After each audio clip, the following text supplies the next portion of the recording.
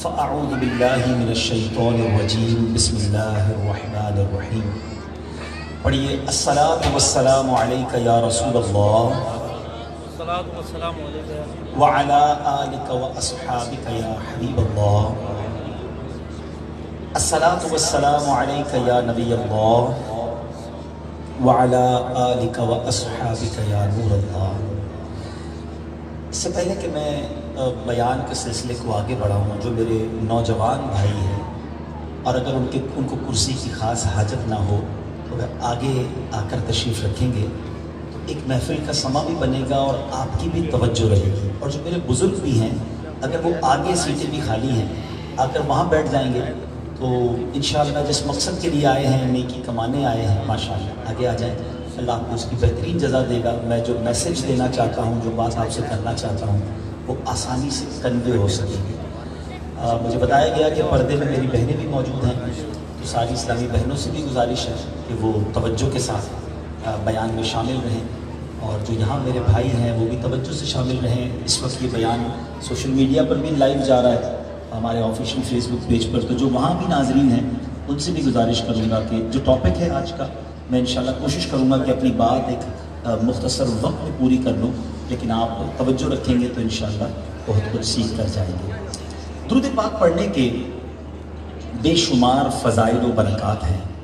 مصطفیٰ جان رحمت، شمع بزم ہدایت، نوشہ بزم جنت، پیکر جود و سخاوت، منبع علم و حکمت، صلی اللہ تعالیٰ علیہ وسلم کی ذات وہ مبارک ذات ہے کہ جن پر درود پڑھنا بہت ساری فضیلتیں اور برکتیں لاتا ہے. اتنی حدیثیں ہیں کہ آج میں کوئی اور بیان نہ کروں، میں صرف درود پاک کے فضائل ہی بیان کرتا رہوں، آپ کو حدیثیں سناتا رہوں، بزرگوں کے واقعات سناتا رہوں تو رات چھوٹی پڑ جائے گی، فضائل درود ختم نہیں ہوں گے. درود پاک کی اہمیت کو صرف اس بات سے سمجھ لیجئے کہ پورے قرآن میں بتایا جاتا ہے کہ more than 6600 آیات ہیں. اس پورے قرآن پاک میں کہیں بھی رب نے کسی بھی کام کے بارے میں یہ نہیں فرمایا کہ اے ایمان والو یہ کام میں بھی کرتا ہوں، میرے فرشتے بھی کرتے ہیں اور تم بھی شامل ہو جاؤ. There is only one and only order in the قرآن پاک جس میں اللہ تعالیٰ فرماتا ہے ان اللہ وملائکتہ یصلون علی النبی، بے شک اللہ اور اس کے فرشتے اس نبی پر درود پاک بھیجتے ہیں، غیب بتانے والے نبی پر درود بھیجتے ہیں. پھر آگے کیا فرمایا؟ یا ایھا الذین آمنوا صلوا علیہ وسلموا تسلیما. تو اے ایمان والو تم بھی ان پر خوب درود اور سلام بھیجو. Look at the beauty of درود پاک. اللہ بھی درود بھیج رہا ہے، اللہ کے فرشتے بھی بھیج رہے ہیں، اور مومنوں سے بھی کہا جا رہا ہے. ہاں یہ ضرور ہے دیر از اے کیٹیگری. اللہ تبارک و تعالیٰ کا درود بھیجنا اللہ کی اپنی رحمت نازل کرنا ہے. فرشتوں کا درود بھیجنا اللہ کی بارگاہ میں دعا ہے کہ یا اللہ ہمارے آقا و مولا پر رحمتیں نازل فرما. اور مومنین کا درود بھی یہی، اب یہی تو کہتے ہیں اللہ ہمارے آقا پر رحمتوں کا نزول فرما، سلامتی اور برکتوں کا نزول فرما. تو یہ ضرور فرق ہے. مگر جو تھوڑی سی عربی گرامر جانتے ہیں، میں بڑی باریک سی ایک بات سمجھانا چاہتا ہوں. حضرت آدم علیہ السلام کو یہ شرف ملا، یقیناً اب ابو البشر ہیں، سب سے پہلے دنیا میں آئے، اور آپ کو ایک بہت بڑا شرف ملا کہ سارے فرشتوں نے حضرت آدم کو سجدہ کیا. لیکن یہ بہت بڑا اعزاز ہے کہ ساری نوری مخلوق سجدے میں چلی گئی. وہی وہ وقت تھا جب شیطان راندہ درگاہ ہوا، تکبر کیا. ایک الگ سٹوری ہے کہ اس نے انکار کیا اور وہ برباد ہو گیا. لیکن کتنا بڑا اعزاز ملا کہ حضرت آدم علیہ السلام کو فرشتوں نے سجدہ کیا. اب ہو سکتا ہے کسی کے ذہن میں سوال آ جائے کہ ایک طرف تو ہمارا یہ دعویٰ ہے کہ نبی پاک علیہ السلام سب سے اعلیٰ ہیں، سب سے عرفہ ہیں، سب رسولوں کے آقا ہیں، تو یہ شرف تو نبی پاک کو نہیں ملا. حضرت آدم علیہ السلام کو تو سارے فرشتوں نے سجدہ کیا. سبحان اللہ. علماء نے جو اس کا جواب دیا ہے کہ حضرت آدم کو فرشتوں نے ایک بار سجدہ کیا، once in a lifetime. ٹھیک ہے. اور اگر گرامر تھوڑی سی عربی کی تھوڑا ڈیٹیل میں جائیں آپ تو گوگل بھی آپ کر سکتے ہیں. اس آیت میں ایک لفظ آیا ہے یصلون، ان اللہ وملائکتہ یصلون علی النبی. یصلون کے معنی یہ ہے کہ ایک بار درود نہیں پڑھا اللہ اور اس کے فرشتوں نے. یصلون اس بات پر دلالت کرتا ہے کہ یہ کام کنٹینیو ہونے والا ہے، نہ رکنے والا ہے. یہ صبح قیامت تک، شروع سے لے کر صبح قیامت تک یہ کنٹینیو جاری ہے. یعنی یہ نبی پاک کا کتنا بڑا شرف ہے. وہاں ایک بار سجدہ کرایا گیا اور ادھر صبح و شام نبی پاک کی بارگاہ میں فرشتے درود بھیج رہے ہیں. یہ مقام ہے میرے آقا علیہ السلام کا. اور پھر اس سے یہ بھی اندازہ ہوا کہ ہمارے آقا کو ہمارے درود کی حاجت نہیں ہے. وہاں تو رب کی رحمتیں نازل ہو رہی ہیں اربوں خربوں. یہ لفظ بھی تھوڑا ہے، میرا موضوع یہ نہیں ہے، ورنہ میں آپ کو کوانٹٹی بتا نہیں پاتا، مگر امیجنیشن آپ کو بتاتا کہ اللہ کے فرشتے کتنے ہماری سوچ سے باہر ہیں، ہماری کیلکولیشن سے باہر ہیں. خربوں بھی لفظ چھوٹا ہے، اتنے فرشتے اللہ کے، سب کو اللہ نے ڈیوٹی دی ہے کہ نبی پاک پر درود بھیجیں. تو میرے اور آپ کے درود کی کیا حاجت ہے؟ سچی بات یہ ہے کہ درود پاک پڑھ کر ہم اپنے نصیب جگاتے ہیں، ہم اپنے مقدر جگاتے ہیں، ہماری اپنی جھولیاں بھر دی جاتی ہیں. ہمیں چانس دیا گیا ہے کہ اے میرے بندوں، میں بھی درود بھیجتا ہوں، میرے فرشتے بھی بھیجتے ہیں، تم بھی شامل ہو جاؤ تاکہ تمہارے بگڑے کام بن جائیں. تو خود پلیز اپنی زندگی میں درود پاک کو شامل کر لیں. چلتے چلتے پھرتے اٹھتے بیٹھتے درود پاک پڑھتے رہا کریں انشاءاللہ. اگر آپ میں سے کوئی بیمار ہے، کوئی کسی ٹینشن میں ہے، کوئی کسی کلیمٹی میں ہے، پرابلم میں ہے، فیملی پرابلمز ہیں، میں آپ کو مشورہ دیتا ہوں. اور میں خود مشورہ نہیں دے رہا، یہ مشورہ اپنے نبی پاک علیہ السلام نے عطا فرمایا. آقا کی حدیث ہے صلی اللہ تعالیٰ علیہ وسلم کہ جو شخص پریشانی میں ہو، مصیبت میں ہو، اس کو چاہیے کہ مجھ پر کثرت سے درود پڑھے. درود پاک کی برکت سے اس کی پریشانیاں اور مصیبتیں دور ہو جائیں. اور یقین کریں یہ اتنا آزمایا ہوا ہے کہ آپ اس کو پریکٹس کر کے دیکھ لیں. آپ قرضے میں ہیں، آپ بیماری میں ہیں، آپ کسی بھی ٹینشن میں ہیں، آپ تسبیحیں پڑھنا شروع کر دیں اور ایبنڈنٹلی پڑھیں، کثرت سے پڑھیں. آپ فیل کریں گے آپ کا ٹینشن دور ہو رہا ہے، آپ ریلیکس ہو رہے ہیں، آپ کی بیماری ٹھیک ہو رہی ہے. کیونکہ درود پاک یہ رحمتوں کے نزول کا باعث ہے. فضول باتوں سے اور آج کل تو خاص طور پہ سوشل میڈیا سے اپنے آپ کو کچھ بچائیے اور تھوڑا سا وقت درود پاک پہ صرف کیجئے.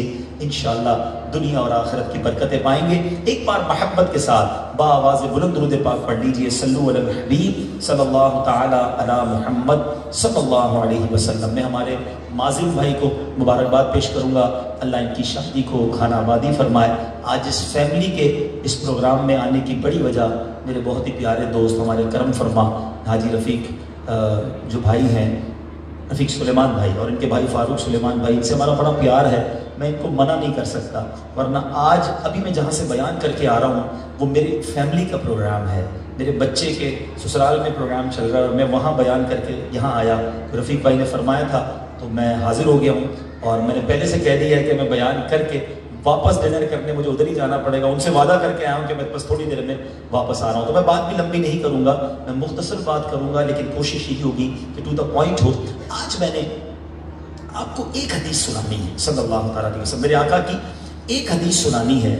اور کمال یہ ہے میرے آقا علیہ السلام کی شان یہ ہے. دنیا میں بڑے بڑے فلاسفر آئے، بڑے بڑے صاحب کلام لوگ آئے، مگر جب نبی پاک کے کلام کا اگر کوئی جائزہ لیتا ہے نا تو اس کی عقل حیران ہو جاتی ہے کہ سرور کائنات علیہ السلام کو اللہ نے ایسا جامع الکلام بنایا کہ نبی پاک کے الفاظ 1400 سال گزر گئے، 1450 سال گزر گئے، لوگ اس کی انٹرپریٹیشن ہی لکھتے جا رہے ہیں. ایک ایک لفظ میں پورا پورا سمندر ہے، پورے یوں سمجھے کہ علم کے دریا. سیدی اعلیٰ حضرت امام اہل سنت لکھتے ہیں نا، میں نثار تیرے کلام پر ملی یوں تو کس کو زبان ہے.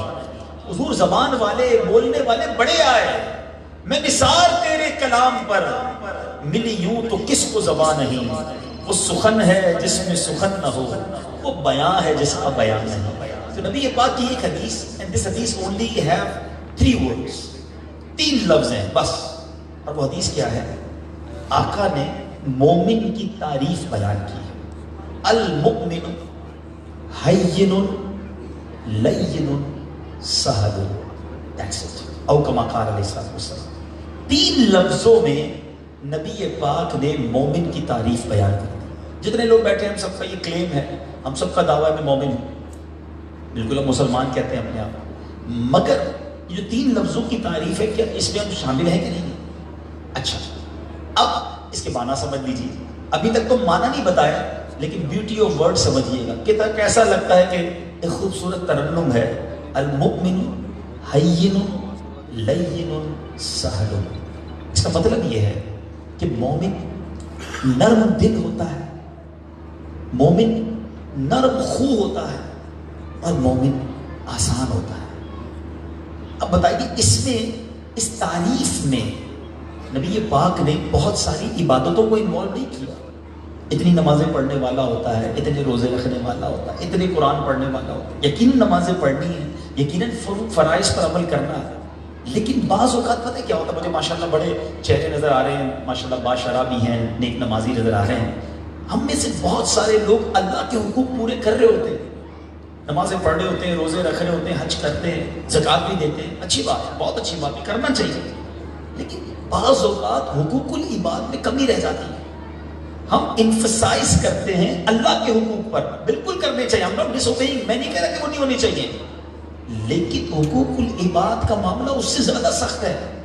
اس کی وجہ یہ ہے کہ اگر کوئی شخص 70 سال تک اللہ کی نافرمانی کرے، ایک بار سچی توبہ کر لے اور اللہ اس توبہ کو قبول فرما لے تو اس کے سارے گناہ معاف فرما دیتا ہے۔ وہ کریم ہے، وہ رحیم ہے، اس کے خزانے بہت بڑے ہیں۔ شاعر لکھتے ہیں نا، تو کریم ہی جو ٹھہرا ہے تو کرم کے کیا ٹھکانے، تو نوازنے پہ آئے تو نواز دے زمانے۔ وہ کریم ہے، لیکن اگر بندے نے کسی کا حق تلف کیا ہے نا، پیسے دبا لیے ہیں، ظلم کیا ہے، دل توڑا ہے، غیبت کی ہے، ذلیل کیا ہے، اب جب تک بندہ معاف نہیں کرے گا رب بھی معاف نہیں کرے۔ ڈیفیکلٹ ہو گیا نا، اب کسی نے 500 لوگوں کا دل دکھایا ہے تو اب 500 لوگوں سے معافی مانگنی پڑے گی نا، ادھر تو ایک ہی رب ہے نا، اسی رب کے سارے زندگی گناہ کیے، سچی توبہ کی، روئے گر گڑائے، وہ کریم نے معاف کر دیا۔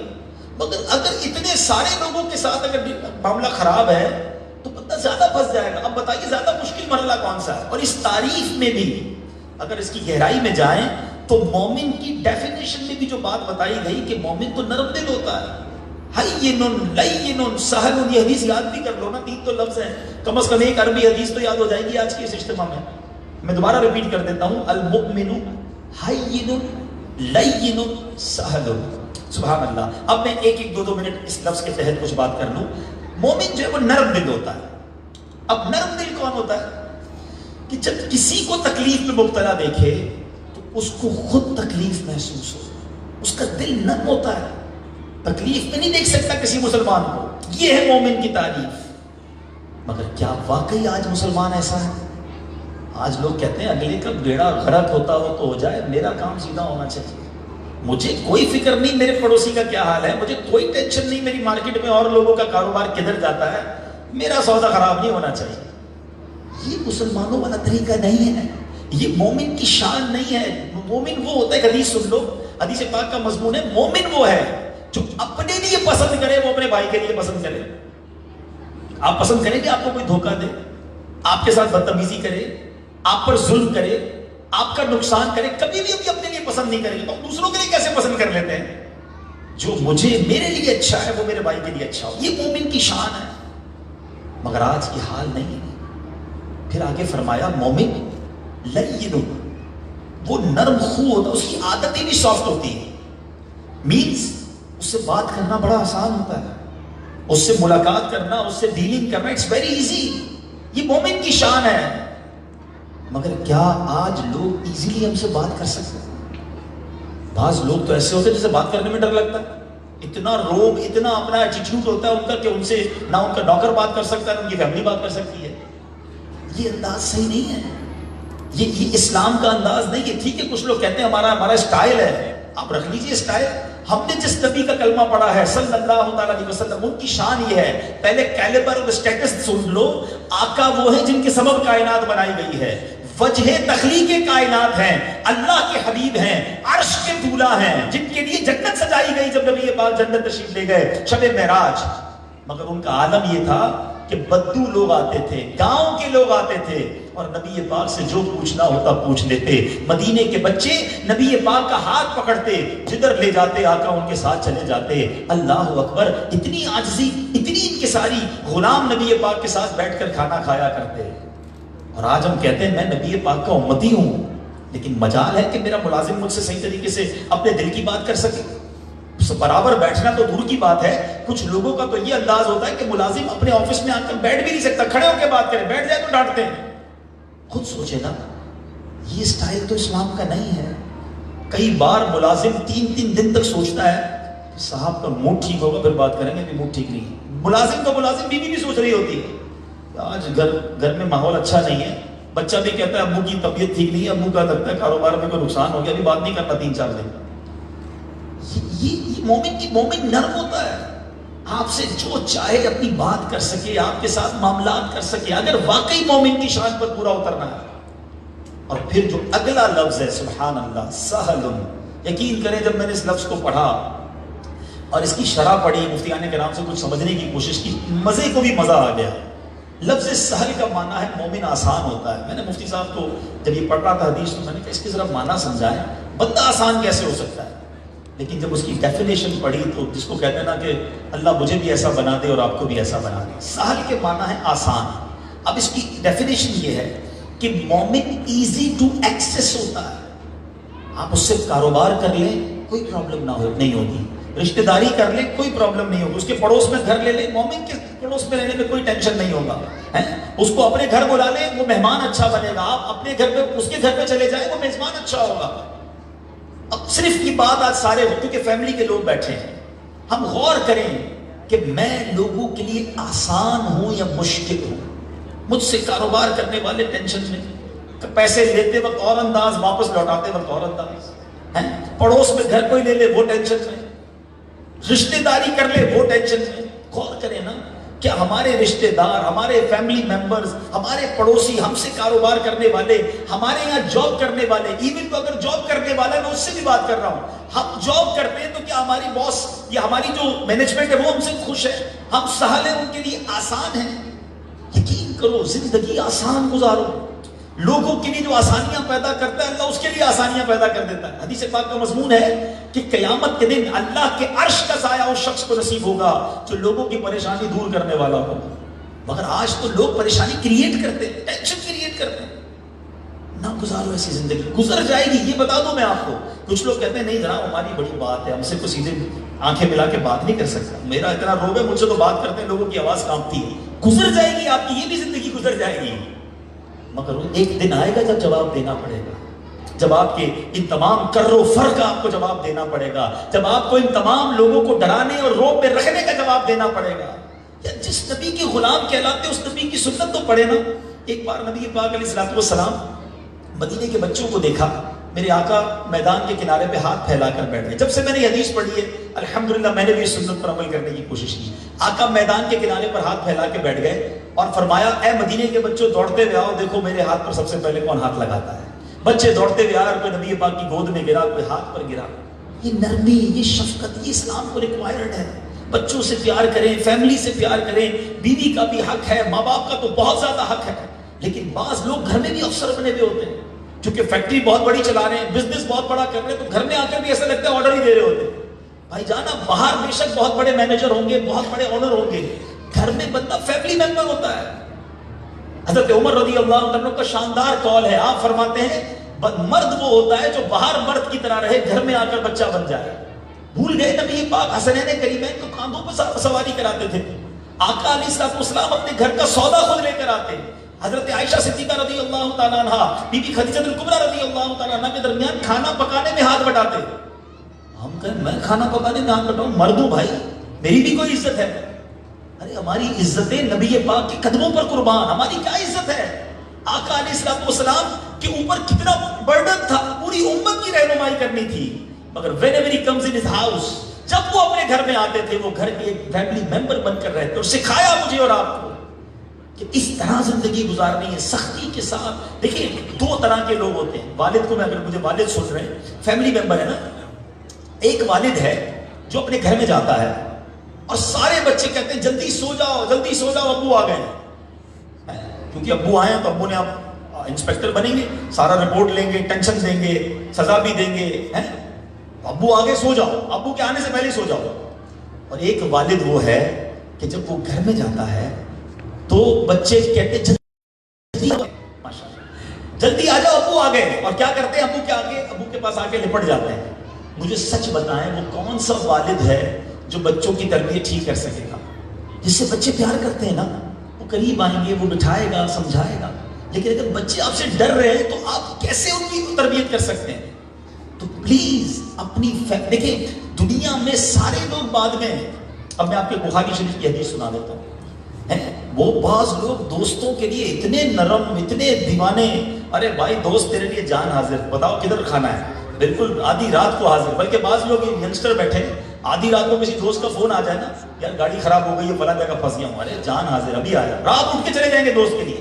میں نہیں کہتا دوستی نہ نبھائیں، مگر جو شریعت نے ہمیں کیٹیگرائز کیا اس کو تو دیکھیں نا. بخاری شریف کی حدیث ہے جس کا مضمون ہے کہ تم میں سے بہترین وہ ہے جو اپنے گھر والوں میں سب گھر والوں کے لیے بہترین ہے. اور آقا فرماتے ہیں میں تم سب سے زیادہ اپنے گھر والوں کے لیے بہترین ہوں.